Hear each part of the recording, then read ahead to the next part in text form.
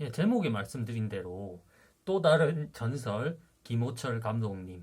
우리는 왜 이 순간에 글을 떠올렸는가? 예, 책사는 이 부분에 대해서 여러분께 좀 재미있게 책사라고 해서 항상 딱딱하게만 말하는 것은 아닙니다. 그리고 한국인 분들을 위한 컨텐츠 항상 준비해드린다고 했죠. 포기하지 않았다고 했습니다. 그래서 이분이 누구냐? 배구를 모르시는 분들은 당연히 모르실 겁니다. 그리고 모르는 게 잘못도 아니고 죄도 아닙니다.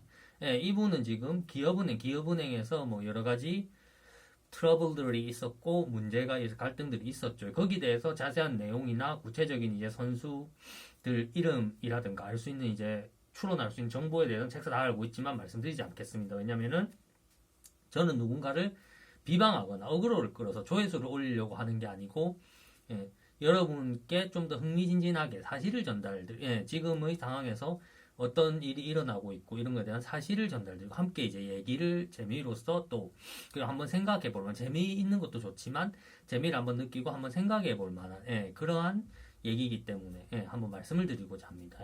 이 보시면은 서 있는 모습 보이시나요? 조금 이제 표정이 그렇게 어두운 편은 아니고 좀 이제 환하게 웃으시려고 애쓰시는 것 같은데 서 있는 이분의 평균 키가 어느 정도일 거라고 생각하십니까? 이분의 키가 이분의 키는 이제 대한민국 평균 키하고 비슷한 걸로 제가 알고 있습니다. 한 175 정도 그런 평균 키에서 조금 크겠죠. 평균보다는 조금 클 수 있지만 아주 많이 크거나 꺽다리거나 이렇지는 않습니다. 그러나 이분은 이렇게 대한민국 사람의 평균 정도의 키로서 물론 우리 평균 키도 지금 옛날보다 많이 커졌기 때문에 우리 평균 키라고 해서 서양 국가들보다 조금 작을 수는 있겠지만 그렇게 이제 터무니없이 작고 이 정도까지는 아니거든요. 책사도 이제 외국 생활 많이 해봐서 알고 또 외국인들도 많이 만나봐서 압니다. 그런데 이분이 대한민국 사람의 평균 키, 이 신장으로서 키가 중요하다는 뭐 배구에서 물론 김연경처럼 무슨 윙 쪽에서 이제 레프트 쪽에서 공격수 아니면 아포짓 오른쪽에서 공격수 이런 그런 포지션은 아니었지만 공격수 못지않게 공격수도 굉장히 중요하겠죠. 당연히 직접 득점을 내는데 그게 얼마나 중요하겠습니까? 하지만은 배구에서 중요한 게 또 다른 부분들이 있는데 수비수 이제 리베로라는 포지션이 있습니다. 리베로라는 수비 포지션. 왜냐면 상대방이 서브를 이렇게 할 때 공격을 할 때 서브도 이제 하나의 공격 시작이잖아요. 시작을 할 때 아니면 서브 외에 다른 공격을 할 때 이렇게 받아 올려줄 수 있는 포지션이 리베로고 보통 이제 리베로는 꼭 키 작은 선수들 해야 된다는 법칙은 없지만 키가 작은 선수들이 많습니다. 그리고 김호철 감독이 지금 말씀드리는 김호철 감독님 같은 경우는 세터 포지션입니다. 세터라고 공을 띄어 올려서 공중에 띄어서 볼 배분을 해주는 겁니다. 그럼 거기서 이제 공격이 연결이 되는 겁니다. 아까 말씀드렸듯이 리베로가 방어적인 성격이 강하다면 세터는 이제 공격의 시작, 공격의 전초기지겠죠. 그리고 판단을 해서 이렇게 공을 어느 방향으로 이제 뿌려주는 거겠죠. 그래서 세터의 역할이 굉장히 중요합니다. 김연경 선수도 이제 받아주는 세터가 뭐 A급 세터냐, B급 세터, C급 세터냐에 따라서 김연경 선수가 뛰어난 공격수도 그 득점을 얼마나 할 수 있느냐 이런 게 달라지기 때문에 그것만 봐도 여러분 아시겠죠. 그래서 이제 굉장히 중요한 역할이 이제 세터의 역할인데 이 한국인 평균 키보다 작은 키로서 그래서 이탈리아와 터키가 배구의 양대 산맥이죠. 배구 양대 산맥이고 이탈리아 터키 팀들은 뭐 자기 리그도 뛰고 그리고 뭐 유럽의 뭐 챔스컵 이런 대회들도 뛰고 유럽의 다른 나라 팀들과도 이제 겨루고 뭐 이런 식인데 세계 선수권도 뭐 나갈 수도 있고 뭐 그렇겠죠. 그러면 이 양대 산맥인 이탈리아 리그를 평정을 해버리신 분입니다. 원래 국제대회를 나갔다가 눈에 띄어서 그래서 스카우트 제의가 들어왔고 처음에는 이제 이탈리아 1부 리그가 2부 리그가 있으면 당연히 1부 리그가 더 잘하겠죠. 2부 리그 팀을 이끌고 가는 주된 역할을 했는데 2부 리그 팀이 너무 잘해서 1부 리그로 승격이 된 거예요. 그 다음에 그 뒤에도 그 팀을 다시 1부 리그에 속해진 그 팀에 소속돼서 최전성기 때 한 번에서 두 번 정도 우승을 더 시키고 1부 리그에서도 우승을 했죠. 그리고 MVP 뭐 그렇게 우승을 하는데 결정적인 역할을 하니까 당연히 MVP 받죠. MVP 1차례 그렇게 이제 MVP가 됐었고 그리고 그 뒤에 이제 나이가 드셔서는 다시 이제 한국에 왔다가 한국에 선수 생활을 하시다가 그다음 다시 이태리로 또 넘어가세요. 또 넘어가셔서 이때는 이제 전성기가 많이 지났으니까 나이가 많이 든 상황에서 2부 리그에서 선수 생활을 하시다가 감독 생활도 좀 하시고 자기가 처음에 몸 담았던 팀에서도 감독 생활 좀 하시다가 그러다가 이제 은퇴하셔서 다시 이제 복귀를 하신 걸로 알고 있습니다. 그런데 이제 이런 부분들에 대해 세세하게 제가 쭉 이력을 이렇게 안 올리는 게 이분이 뭐 어떤 팀에 있었고 어디서 뭐 어떻게 했고 이런 게 해서 이력을 쭉쭉 뭐 문자로 올린다든가 책사 다 할 수 있어요. 왜냐하면 책사가 달리 책사겠으면 자료조사만 하면은 다 할 수 있는데 조금 이제 그게 지금 중요한 게 아니고 이분이 이제 세계적인 분이라는 거에 대해서 대략적인 설명만 들어가면 되는 거고 지금 이 시점에서 제목은 그거잖아요. 책사는 왜 이 배구 전설을 떠올리게 됐는가. 지금 젊은이들, 한국의 젊은이들이 되게 힘든 상황입니다. 힘든 상황이고 자신의 노력으로서 특히 중산층 이하 커트 딱 해서 지금 중산층도 예전보다 많이 얇아졌죠. 얇아진 상황에서 중산층 이하 젊은이들은 자신의 노력으로 성취할 수 있는 게 굉장히 줄어든 입지가 계속 좁아지고 있어요. 계속 좁아지고 있는 이런 상황에서 이제 김호철 감독님 같은 경우 되게 힘들게 가신 거로 알아요. 이탈리아 처음 가셨을 때 가수 양의은 씨하고 이제 다른 분들이 막 통역을 이렇게 도와주시고 그리고 여기저기 뭐 다리를 놓아주시느라고 고생을 하시고 그 와중에서 그때 저분이 젊었을 지금 제가 알기로 저분이 이제 60대로 알고 66세이신데 선수 생활 한참 팽팽할 때 이탈리 가실 때가 전성기 아닙니까? 2부 리그 팀을 끌어올려서 또 1부 리그에서 우승까지 시키는 최전성기 때 그럼 아직 젊은 시절이라니 몇십 년 전이라는 얘기는 그때 외국에서 뭐 이적을 하고 팀으로 그리고 뭐 모든 절차나 이런 게 얼마나 까다로웠겠습니까? 그때는 뭐 여권도 지금만큼 쉽게 못 만들듯이잖아 아닙니까? 그래서 이 김호철 감독님에 대해서 제가 말씀을 드리는 이유는 지금 우리 젊은이들 아까 말씀드린 중산층 젊은이들 아니면 아예 뭐 밑바닥 하류층의 젊은이들은 이 배구 같은 경우 이제 김호철 감독님도 이렇게 해서 진출을 하셨지만 어렵게 지금 김연경 씨 같은 경우는 더 쉽게 진출을 했죠. 물론 김연경 씨 실력이 탑이었기 때문에 맞습니다. 세계에서도 월드 클래스였고 그리고 이제 완전히 최전성기 때는 뭐 여자 아닙니까? 여제 말 그대로 배구에서 뭐 여신 여제니까.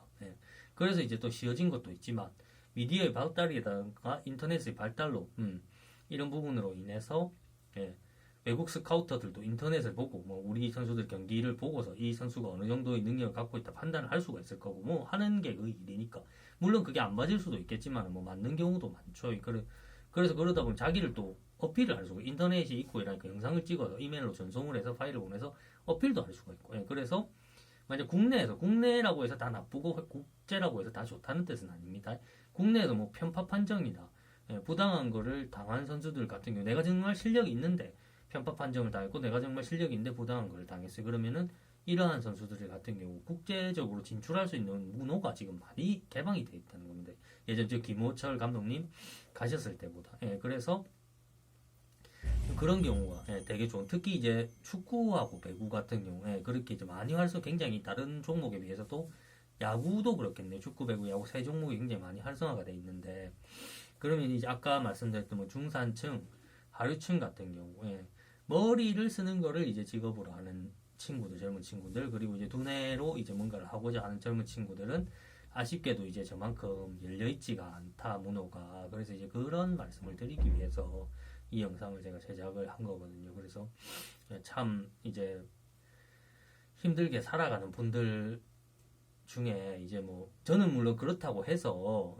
그 김우철 감독님이나 김연경 씨가 잘못됐다 이런 건 아닙니다. 자기 재능을 찾아서 자기 좋아하는 걸 좋아하니까 저만큼 잘할 수 있었겠죠. 세상에서 저분들이 제가 장담하는데 저분들이 세상에서 제일 좋아하는 건 배구일 겁니다. 그래서 저렇게 이제 좋아하는 거를 성취해서 이제 갈 수 있는 길이 있는 경우가 있는가 하면은 또 이제 자기가 좋아하는 것도 있고 그게 세상에서 마땅히 이제 공헌을 하고 있는 것이고 세상에 기여를 할 만한 것인데 객관적으로 봤을 때 주관적인 그런데 이제 저만큼 이제 문호가 많이 열려 있지 않고 예를 들어서 뭐 국내에서 잘 풀리면 좋겠지만 국내에 어떤 부조리라든가 뭐 어려움이 있다 편파가 있었다 이런 경우에는 뭐 저렇게 이제 넓은 길로 바깥으로 다양하게 시도해 볼 수 있는 뭐 제도나 시스템 같은 게 아예 없고 그러한 이제 업계의 그런 부분도 전혀 형성되어 있지 인프라 부분도 전혀 형성되어 있지 않다. 그래서 이제 그런 젊은이들을 보면서 책사도 이제 나이가 들어가는 입장에서 너무 안타깝다. 그래서 정말 김호철 감독님을 제목대로 왜 이 시점에서 우리는 김호철 감독님을 떠올렸냐 제목으로 이제 했지만 그 김호철 감독님을 떠올린 이유는 책사가 말하자면 그렇습니다. 저렇게 이제 참 저는 멋있다고 생각해요. 아까도 말씀드린 나쁘다고 생각하는 게 저 한국의 젊은이가 자기가 좋아하는 것을 들고 세계에 나가서 그것을 하던 선수들과 당당히 겨뤄서 MVT도 받고 세계 최고의 리그에서 뭐 팀을 일부 리그 승격도 시키고 우승도 시키고 심지어 그리고 뭐 그때 별명이 황금의 손이었다고 합니다. 워낙 이제 볼 배분을 뭐 잘하니까 그리고 뭐 신문 기사에서는 원숭이가 완전 나무에서 제주 부리듯이 한다. 그래 비유적으로 우리가 무언가에 대해서 비유를 할 때 원숭이도 뭐 나무에서 떨어질 때가 있다 이렇게 비유를 하잖아요. 그거는 아주 잘하는 사람이 어쩌다 한 번씩 실수하는 경우도 있다. 이런 식으로 그만큼 이제 원숭이가 나무를 잘 탄다는 거잖아요. 당연할 수밖에 없죠. 원숭이는 나무에 생활하는 동물이니까. 예, 그렇게 원숭이 제주 부리듯 이제 공을 뿌린다. 이런 신문 기사도 있어. 그래서 참 멋있다는 겁니다. 우리 한국 젊은이가 저렇게 나가서 그렇게 선전했던 게 참 멋있었고, 그리고 김연경 씨도 마찬가지. 김연경 씨도 한국의 뭐 당당한 이제 여자가 나가서 저렇게 선전을 한다는 게 참 멋있다는 거죠. 예, 멋있는데 이제 다른 분야에서도 우리가 저렇게 이제 기회를 만들고 국제적으로 인프라를 만들기 위해서 노력해야 하지 않는가. 이제 배구나 축구나 야구에만 국한돼서는 안 되지 않겠는가. 엔터테인먼트 분야가 물론 잘 돼야 되는 건 사실입니다. 나쁜 뜻으로 얘기하는 거 아니에요. 근데 이제 다른 분야에 재능 있는 젊은이들, 노력하는 젊은이들, 정말 저만큼 이제 김호철 감독님이 현역 시절 죽을 만큼 배구를 사랑했던, 그리고 김연경 씨가 또 죽을 만큼 배구를 사랑했을 거 아닙니까?